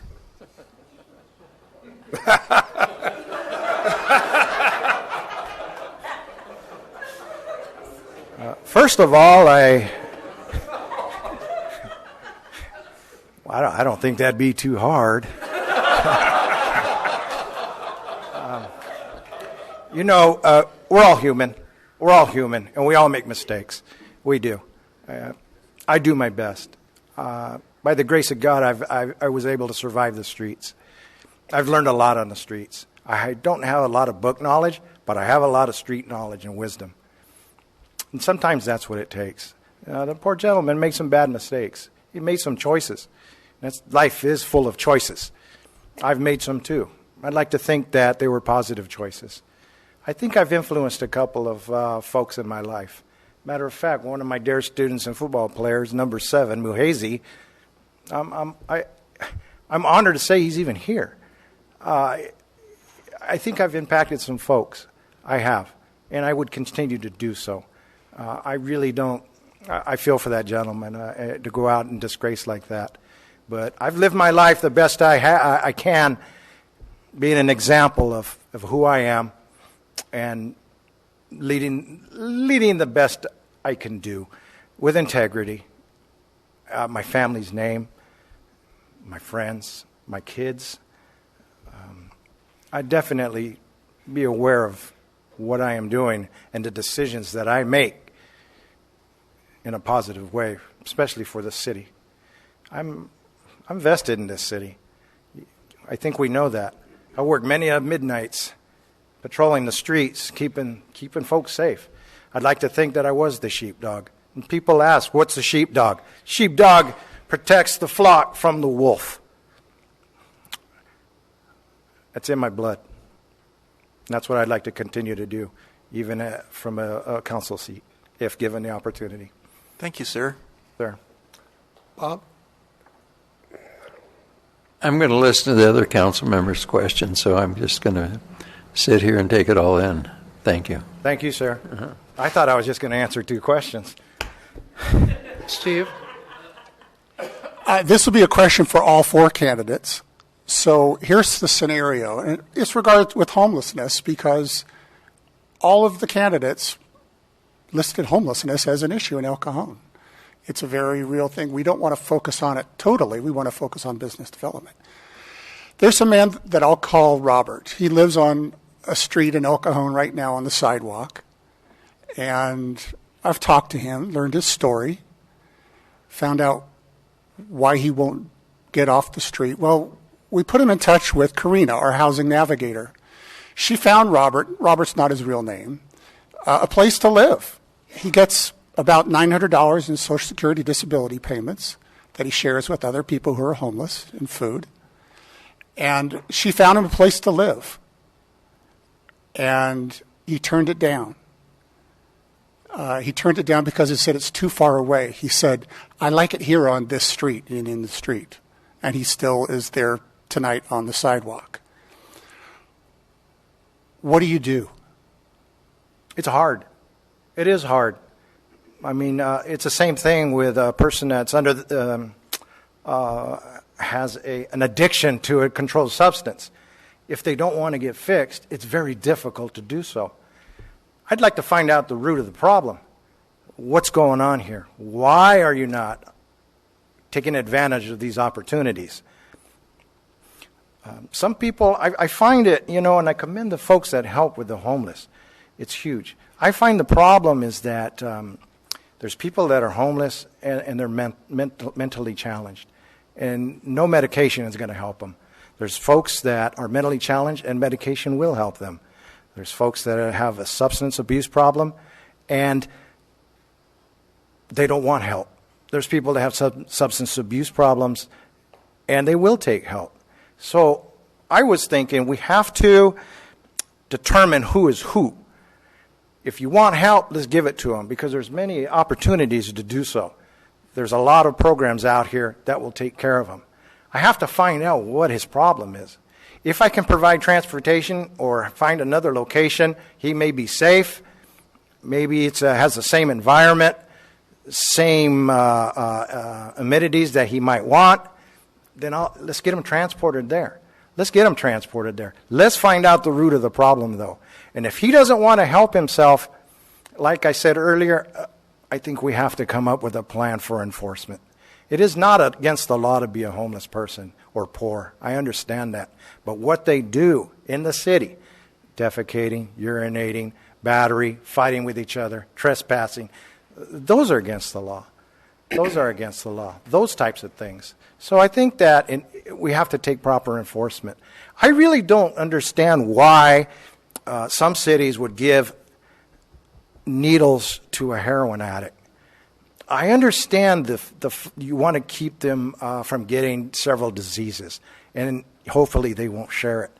But it's like, are we encouraging them by housing them and finding locations for them where they're just going to continue the bad behavior? Well, if we find them a home or somewhere to stay, by all means. I was also thinking about like Alcoholics Anonymous. I believe that they have sponsors, somebody that'll accompany them to the meeting, somebody that'll assist them in tough times. Could we do something like that with homeless folks? I know the churches and the ministries do things like that. Could we do something like that? Maybe that's just what some homeless folks need. Maybe they need a little guidance, a little push, a little support. That would be great. Maybe it's I don't know. Maybe it's in place already. If it is, but I would like to talk to the folks that deal with the homeless and find out let's work together. Let's work together. Okay, thank you. I hope that wasn't too long. I apologize. So, second question I have: what would make El Cajon more desirable for businesses to come? Well, like I was saying in my other statement, the homeless people have to feel safe. They have to feel safe, and if they don't feel safe, they're not going to come. And I talk to a lot of folks. I know a lot of people in the county, and sometimes they're reluctant to come to our city. If I feel reluctant to walk to the store knowing I'm going to encounter somebody, that's not good. That isn't good. Not in my opinion. Okay. Can we solve all the crime? No. But our police department does a bang-up job with what they have. I wish we could give them more personnel, keep the personnel we have, and have them, and we have to support them. We have to support them in programs. I wish we could, as far as feeling safe, we have the homeless, and that's a problem throughout the state, a lot of states.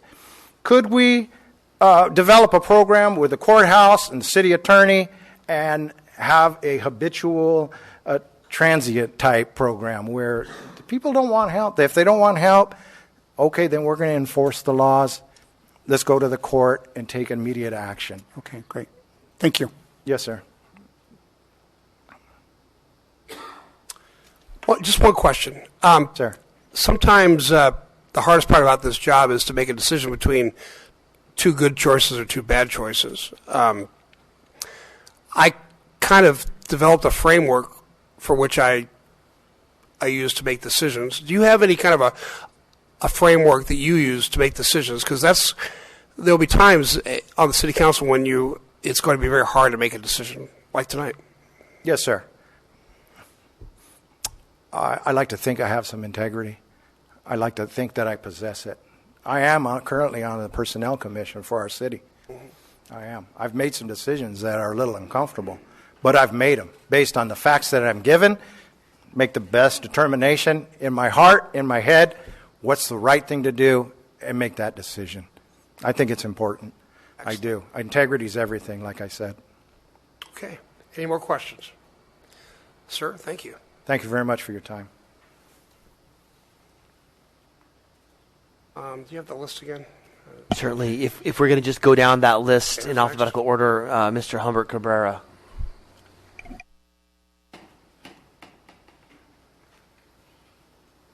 Council, Mayor. Hi, Humbert. Hello.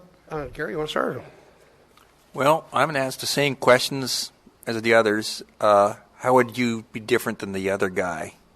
There's too long of a list to say, but honestly, I would not like to focus on what he did or did not do, but rather on actually what we can do in the city. And what we can do is work together. We can come to agreements, and we can, as I've said before, work with Bob to get bicycles to children, work with Steve on the homeless issue, cleaning up El Cajon, these kinds of things. I think what he couldn't do was work together, and I think I could.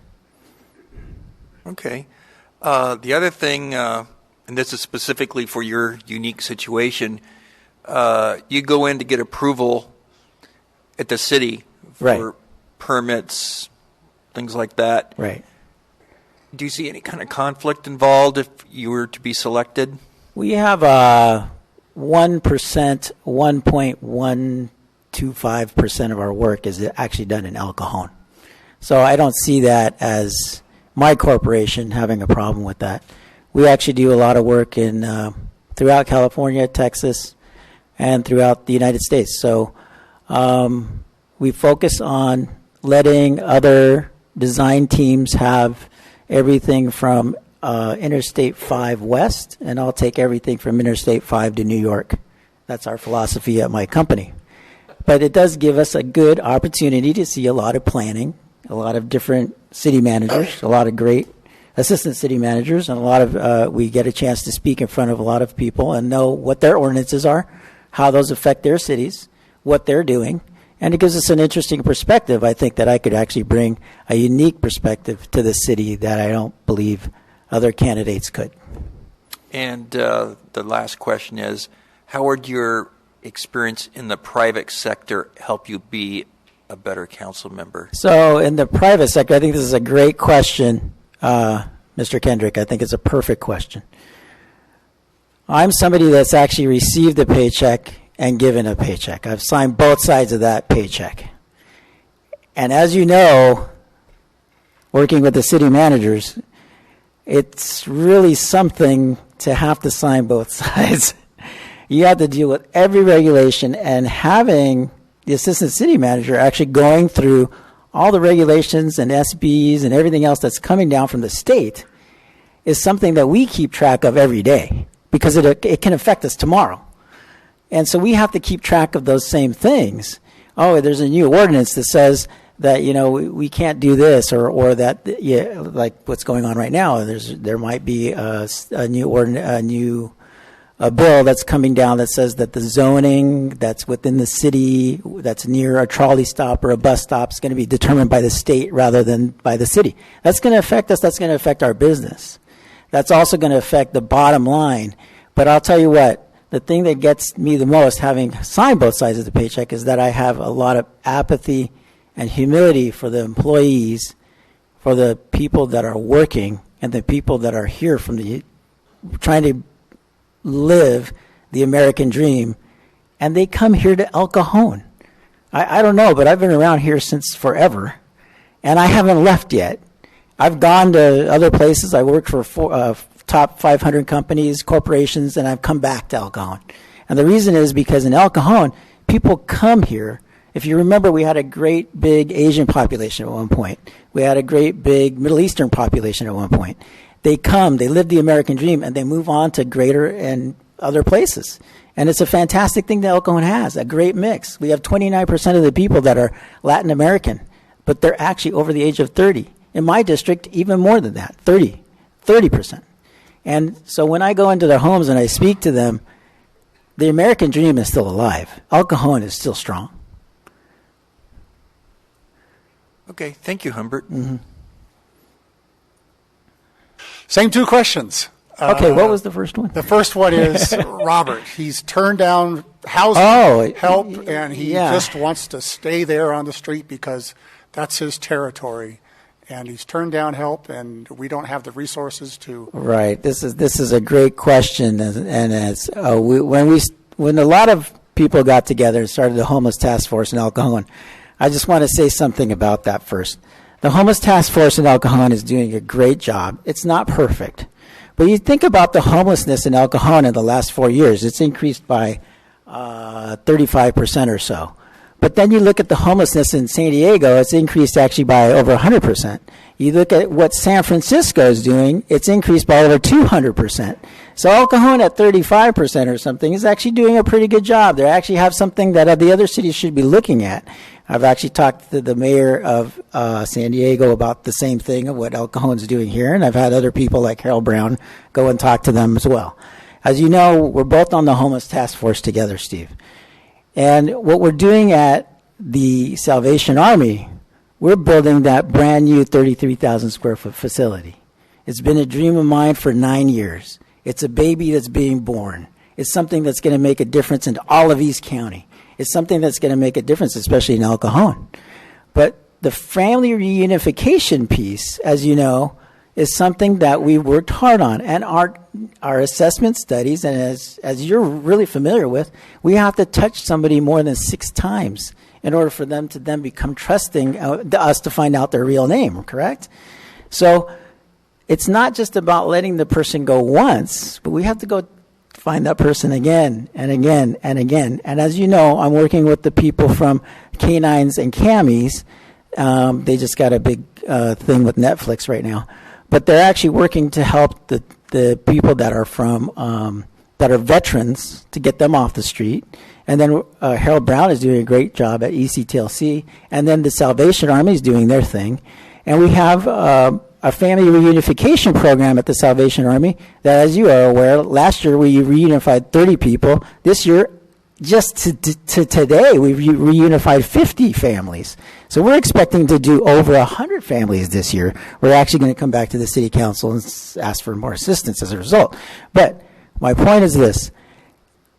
Yes, you do have to do enforcement at one point, but the state is holding your hands saying, hey, you can't do enforcement because it's against the law here, it's against the law there, right? The city attorney knows that. But there's certain things that we can do before we get to that enforcement issue and give the judges then a chance to say, okay, I gave this person a chance. Like if you watch the program about Seattle is Dying, you'll see that other cities are actually doing some programs which are, okay, we gave you a chance, we did these things, we touched you more than so many times, we've had the routine. In El Cajon, we have over 29 non-for-profit organizations that are helping with the homeless task force. And this is a beautiful thing. Instead of the government running show, do a private-public partnership. I think it's working. We still have a way to go. How do you think we can make El Cajon more attractive for businesses to come? This is an easy one. The building department. You hired Vince DiMaggio, the greatest gift to mankind. Somebody that understands business and understands the private sector. Somebody that understands, like Graham from Lemon Grove, understands what the difference is between different zoning requirements. Now we have a chance to actually massage the zoning, make micro-zoning, do these kinds of things. We have different programs in the building department that are, I've been working with the people in the building department since before some of them were born, right? But I'll tell you something, they have a pretty good attitude and they want to work to get things done. But we just can't make, you were talking, I was watching it on TV, we can't make a CUP for every single tiny little thing or an MEP for every tiny little thing. And we can't have so many regulations that it actually precludes people. We also can't be applying certain regulations the way that other cities aren't. So other cities are saying, okay, you have ADA requirements. I could go to Santee. The ADA requirement is that so many bathrooms have to be ADA. Well, in El Cajon, every bathroom has to be ADA, even the private bathroom. Well, am I going to build a business in Santee or here? You know, or is every door have to be ADA required? Do I have the 21-foot height requirement in certain things in order to go get a CUP? If I go over 21 feet, well, everything's going to be short and stubbly and ugly. But I'll tell you what, something, Mr. Goebel. The most important thing is if you build it, they will come. And you're doing the right thing. You're building it. We have to clean it up next. Some undergrounding, some other things. I saw that in the city council. You're actually getting some money for some funding for that. That's a great thing. Clean everything up. If you build it, they will come. Build things that are beautiful and less regulations, and you're going to have an influx of people that are just going to show up and want to make El Cajon the greatness that it was before. Great, thank you. Same question I asked. What criteria do you use for yourself to make hard decisions? Well, I want to say that, you've read all the business books, Kepner Trago, the do's and do nots, yes or no's, blah, blah, blah. This is how you make a decision in business. This is how you make a decision that's a multi-million-dollar decision or just a personal decision. Things that are the best habits for life and all these other things. But I'll tell you what, in the end, you make the analysis, you sit down, and you look up to heaven and you pray. And you say to yourself, what is the right thing here? That's, in the end, the final arbitrator after you look at everything. I've been on several juries. I've been on several, as a professional witness several times, and it's a difficult decision to make. Sometimes you have two good things and two bad things. But if you can find a third solution, a lot of times it's not just about one thing or another thing. I've been watching some of the planning commission meetings. I've been to several of them. And sometimes it's not just this or that. It's also a combination of the two. And a lot of times you can't make both happy. But in the end, that's what you have to do. Humble yourself and do what's right in your heart. All right, thanks very much. Thank you. I appreciate it, and we'll continue on. Grams, who's next? The next is Mr. Phil Ortiz.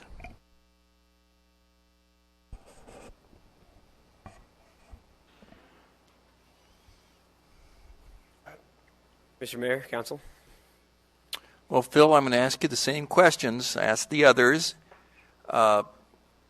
How are you different than the person that used to occupy the seat that you're going for? Yeah, I think I was one of the first people to speak out against a former councilman about his actions. And like one of the applicants earlier said, he made some bad decisions. And I hope that he moves on and comes up on top out of this. I don't wish him any ill will. But when I was in college, I helped start a program called Frat Manners. It stands for Fraternity Men Against Negative Environments and Rape Situations. I spoke to thousands of college students about violence against women, and so I was standing up for women's rights. I know that was one of the things that he was being accused of. And I've also written myself a code of conduct for all elected officials in the city of El Cajon, and I'd like for that to be adopted. So if this happens, God forbid, again, there's a standard that all elected officials, appointed people, can live by and abide by. So, and then again, working with people across the aisle or councilmen, you need to be able to come together on a bipartisan way and make sure that any issues that are facing the community, you bring in community input and work the problem. It does no good to make enemies. These are the citizens, and when you make it about yourself, you're no longer working for the citizens. You're making it about yourself. And so I plan to be selfless, like I said before, citizen-focused, getting feedback, and giving El Cajon a good name that it deserves. Okay. Second question is, how does your experience in the private sector and your education help you be a better council member? Yeah. So, like I said before, I'm a business owner. I've managed people. I've had to look at budgets. I know what it's like to be an employee and an employer. I know what it's like to be on both sides of the coin. I didn't say it tonight, but I've prepared for this. I've studied it. I have a bachelor's in criminal justice administration from San Diego State, and I have a master's degree in organizational management emphasizing in public administration. So I think the combination of those two aspects of experience in the private sector, looking at budgets, I think that's one of the main roles of a city councilman, is to make sure that we're fiscally healthy and strong. We have a great reserve right now. I think we need to maintain that reserve. Just this last week, the city of Oxnard, the city manager declared that they were $10 million. There was a $10 million shortfall, and they're going to have to start laying off workers. And they attributed it to the contribution to pension to CalPERS. Moving forward, this city's going to have to be contributing more money to CalPERS, and that funding that we have set aside is going to come in handy. We don't want to be in a situation where Oxnard is, where we're having to lay off police, fire, city staff. This is the most important form of government that we have. This local government. We have it's run. Local government is in charge of our police, in charge of fire, in charge of our water, our sewage. It is directly correlated with everything that is important about our daily lives. So, all that to say, the focus should be on the city, and my experience in the private sector is looking at budgets, managing people, working with other organizations, bringing the community together for creative solutions. So, thank you, Phil. Let's circle back to my friend Robert. How can we help him? Yeah, that's a tough situation to be in. Philosophically, on a high-level view, like many people have said before, it's not illegal to be homeless. And if you're forcing people to do something against their will, that sets a dangerous precedent. And I don't think I have all the answers. I don't think anyone in the country has all the answers. I think every major city, at least on the West Coast, is dealing with this. I think partnering with organizations that are in the business of solving homelessness is the best thing that the city can do. We have amazing nonprofits, ECTLC, El Cajon Collaborative, Crisis House. These are people that are in the business of helping people lift themselves up out of their emotional poverty, their spiritual poverty, their mental poverty, so then they can lift themselves up out of their physical poverty. I'm proud El Cajon's doing amazing work with the homeless situation. And I think one of the big things is we need to define who we're talking about. And I think you do a very good job, Steve, of doing that. You've at town halls and other meetings, you define who you're talking about with regards to homeless, because what's going to work for one person, who maybe the single mom who's down on her luck, living out of her car, isn't going to be effective for another person who's dealing with mental health issues or addiction. So we need, in these conversations, we need to define who we're talking about with regards to homeless. There's specific obstacles that they're facing, and then tailor it to them accordingly. I think that's all I wanted to say on the homeless problem. Yeah. Okay. And what do you think we can do to make El Cajon more attractive to businesses? To businesses, yeah. Well, you guys have already, the council and staff has already set a great precedent. You're investing in infrastructure with ECPAC. You're putting an investment in to revitalize it, and then you're bringing the private sector in to manage it. And I think they already have 80 concerts booked once they open.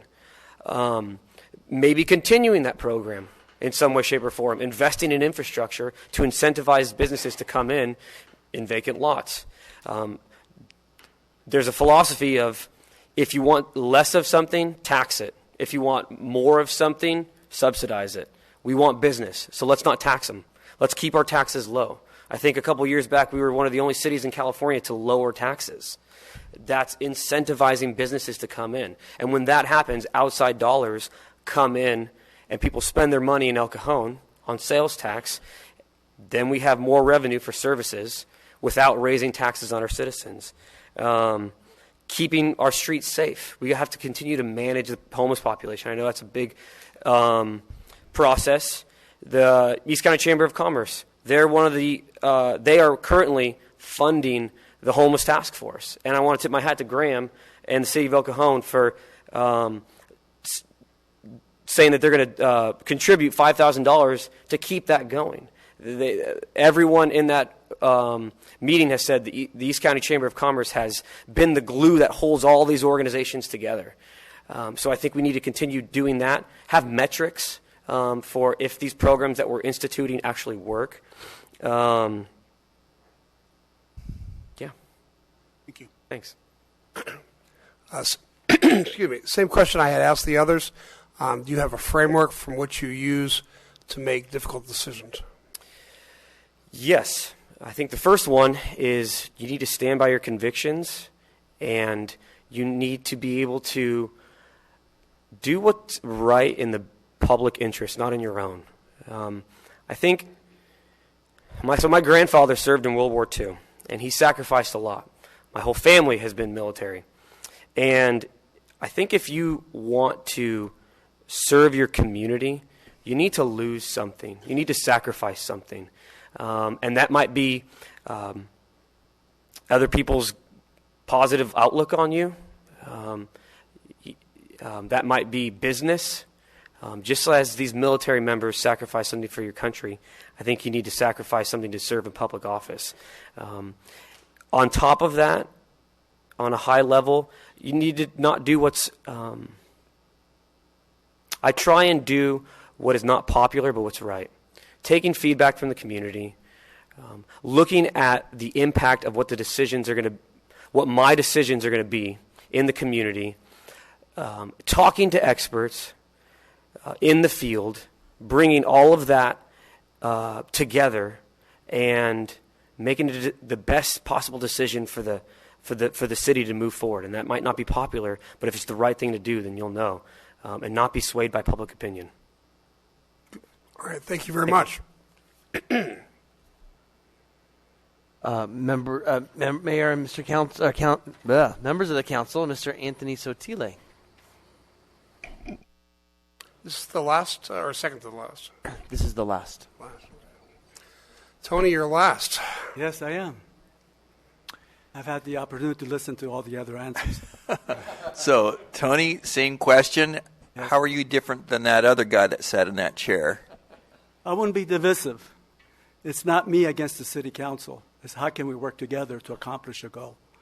And that's primarily because I saw Ben Kalasho be very divisive, putting videos on YouTube and on the internet, saying how bad Bill was, you were, everybody else, how bad they were, and how great he was.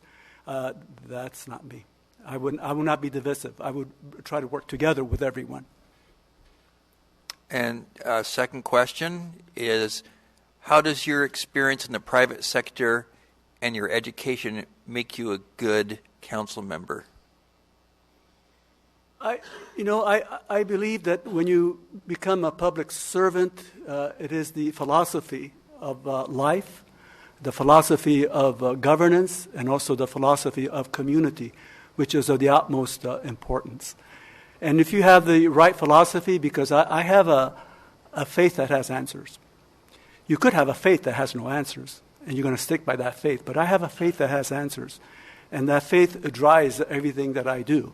And so my experiences in the business world is that business need to be helped. People who are go-getters, people who make money, they do it honestly, that is. Really, they help the community. They don't hurt the community, And also there's people who are good citizens who might not have all the acumens, in being great. Those people have to be listened because they have wisdom and knowledge sometimes that surpasses all understanding. And I think I've learned that through living. And then in the education field, I've learned that, public schools feel strongly that you can give a good education without teaching morals. What a failure that has been? You cannot have a school, that doesn't teach morals and be a good school. Because I know somebody who's very, very smart, very smart. The devil is very smart, but he's a smart devil. So, it's the philosophy that I've learned throughout my lifetime experiences. Thank you, Tony. Our friend Robert still needs some help. Oh, right. I know that friend. What can you offer? How do we help Robert? There are people who are homeless who really need help. You can become homeless because of a disaster. It is our duty to help that person. You can become homeless because of a disease or an accident that happened to you. That person, we have a duty to help that person. We have people who are become poor for no fault of their own, usually become poor because they have a certain kind of disability. We need to help them. But those who are homeless because they want to be homeless, I think it's a moral issue because they can do whatever they want to do in the street, whether it be alcohol or drugs or their addiction. You either get help, and if you don't want to get help, then you need to get out of town. That is, you say that, a person has it's not against the law to be homeless. Yeah, it's not against the law to be homeless, but also, when you're living on the streets, you're committing a lot of crime. You become an incorrigible. An incorrigible is a person that can't do anything, that you can't do anything without. And the Bible addresses a person who is an incorrigible. And he gives the answer what to do with that person. And what can we do more of to attract even more business to El Cajon? Well, if you take care of the homeless situation, it will attract more business because there are many people who will not shop in certain areas in El Cajon or other cities because of the homeless situation. And also, if the government gets out of the way, less regulations, and allows business to flourish, to do the things that needs to be done, then that will also help, the business community. And when the business community is thriving, the people thrive. So it's all interrelated on what we do. It's not just one thing or another thing. It's like a community thing. It's like a harmony of things working together in harmony. So that I would reduce the regulations as much as possible, working within certain parameters. Yes. All right, Tony, last question of the night. Yes. Difficult decisions. I know you have to make difficult decisions on the Planning Commission. What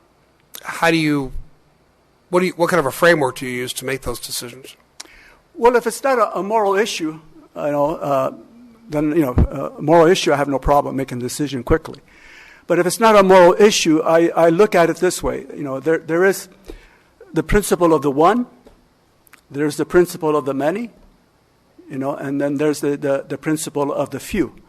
So when you're looking at a situation, the decision would either help one person, will either help the neighborhood, or will help the entire city.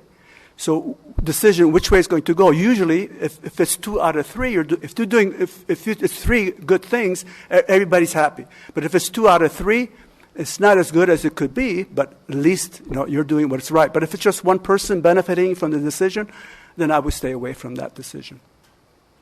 Am I making myself clear on that? Yeah, you are. Okay. Well, thank you, Tony. Welcome. I appreciate it. All right, at this point, I'll bring the conversation back to the City Council. Gentlemen, anybody have any discussion they'd like to make before somebody makes a motion? Gary? Well, I'm very impressed with all 4 of the finalists. My parameters were I wanted someone who was kind-hearted, compassionate, intelligent. All 4 of those people meet those qualifications. Any of the 4 would make an excellent council person. So I'll listen to my colleagues here. I would echo what Gary said. All 4 of the people that spoke the second time are very impressed with, and it's going to be a hard decision because those are the things that you have to do when you're on the city council. So we'll take it from there. I'm impressed with all of the candidates. To say thank you to everyone who's still here, who applied. I was turned down for Planning Commission. I was turned down for Personnel Commission, and I didn't make it. And I didn't quit. And I guess I got lucky. I'm saying don't quit if you didn't get selected tonight. Keep going, because if your motivation is right, you'll end up in a chair here someday. I do believe that. I think of the 4 candidates that remain, it's kind of like choosing what's the tiebreaker, because everybody has leadership qualities, everybody has good experience, everybody has good temperament. To me, the seat next to me here, it's important that we have somebody with a good temperament, somebody who is not explosive. Can have a different point of view, absolutely, but let's talk it out, not duke it out. Yeah. I think this is a 1.5-year appointment. Whoever we appoint does not necessarily have an advantage going into the 2020 election. I would like to remind everybody that because people gave me more votes than they gave an appointed 3-year incumbent. So it just means how much do you want to tell the people of El Cajon what your message is to improve the city. So the appointment does not mean this person has an advantage in any way. I look for the ability to work with others. I see that Mr. Agundas works with coaching, with kids. He certainly has a temperament of a police officer. My goodness, the patience police officers have to have in the city of El Cajon. Mr. Cabrera, you have the ability to work with others. You've been doing it at Salvation Army. You've been doing it at CASA. You've been doing it at all sorts of charities across this town, bringing people together. Mr. Sotile, your heart for El Cajon is unchallenged. People could never find a better devoted person in the city of El Cajon. Mr. Ortiz, I was actually kind of impressed by your public administration points of view. I haven't heard that before. We've crossed paths among the chamber. We've crossed paths, I think, the Planning Commission.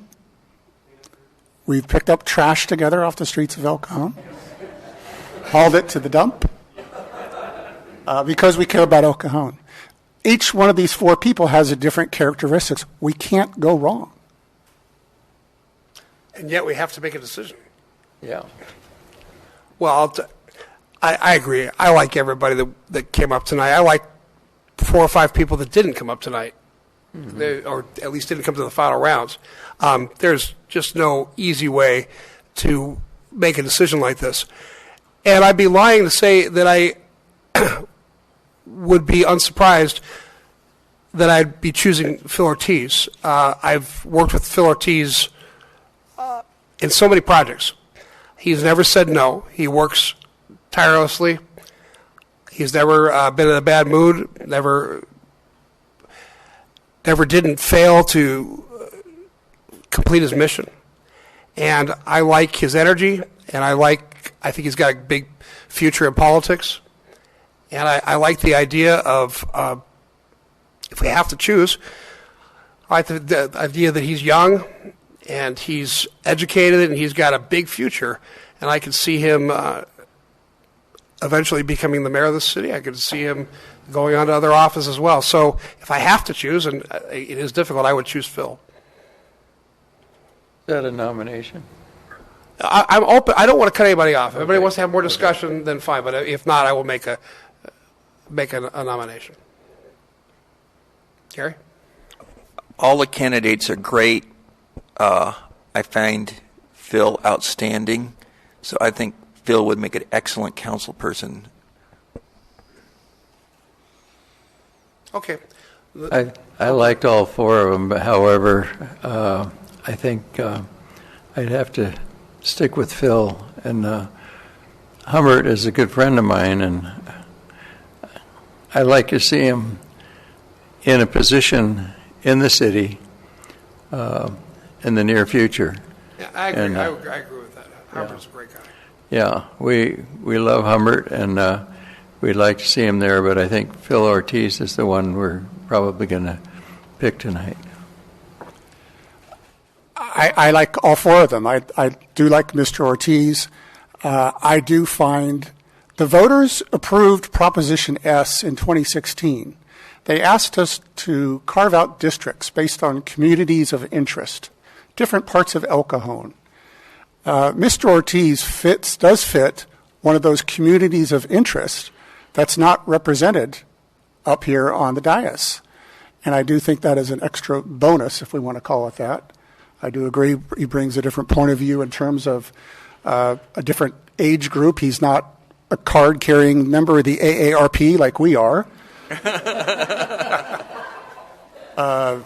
Sorry, Phil, you don't get the discounts at Wendy's, the senior discounts.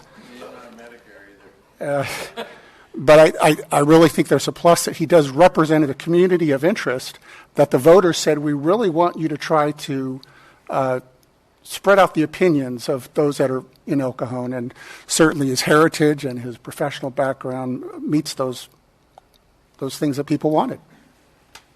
We have to do it officially, so I'd like to make a motion that Phil Ortiz would take the empty seat, and we would appoint him to the remaining time of Ben Colossio's council. Second. Moved and seconded. Please vote. Motion carries by unanimous vote.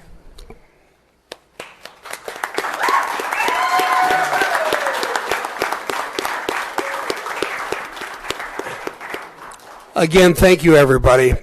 I really appreciate all of you taking the time and being here. Phil, you're going to have to come up and be sworn in and take the oath of office.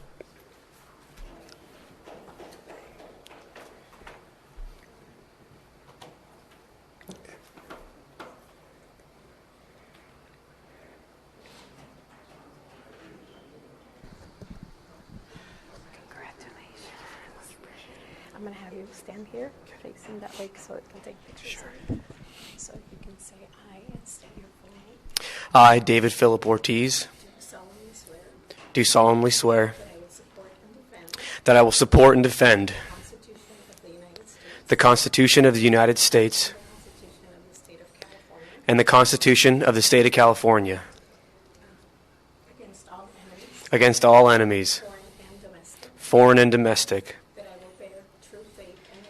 that I will bear truth, faith, and allegiance to the Constitution of the United States and the Constitution of the State of California, that I take this obligation freely without any mental reservation or purpose of evasion, and that I will well and faithfully discharge the duties upon which I'm about to enter.